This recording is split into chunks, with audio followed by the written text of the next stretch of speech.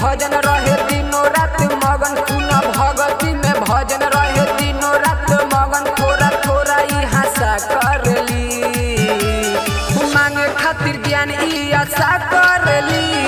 पूजावा पूजा के नशा करली, मांगे खातिर ज्ञान ई आशा करली।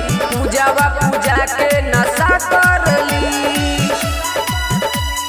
Mix by Aditya recording studio Victoria.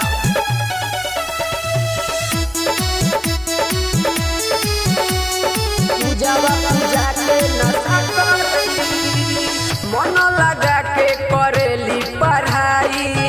हमकी परीक्षा में पास हो जाई, बिना वाले माई दे दिहली ध्यान हो। एही से करतिया मन से पूजाई, एही से करतिया मन से पूजाई। मन लगा के करेली पढ़ाई, अब की परीक्षा में पास हो जाई।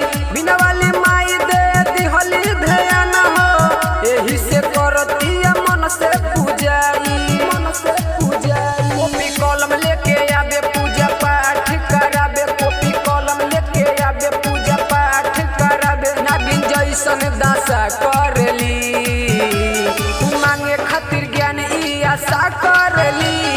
पूजावा पूजा के नशा करली, मांगे खातिर ज्ञान ई आशा करली।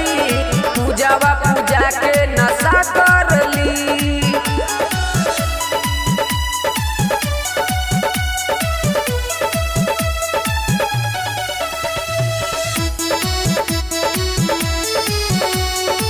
पूजावा पूजा के नशा करली। राइटर पप्पू आयब से भाई, विनोद बावाली के गाना बजाई। लागल बा डीजे अभी ई झूमी, जय सरस्वती माई जोर से चिल्लाई, जय सरस्वती माई जोर से चिल्लाई। राइटर पप्पू आयब से भाई, विनोद बावाली के गाना बजाई।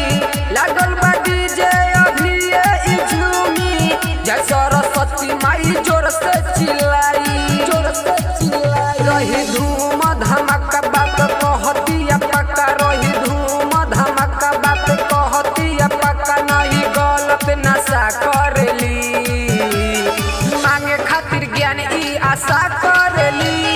पूजावा पूजा के नशा करली, मांगे खातिर ज्ञान ई आशा करली।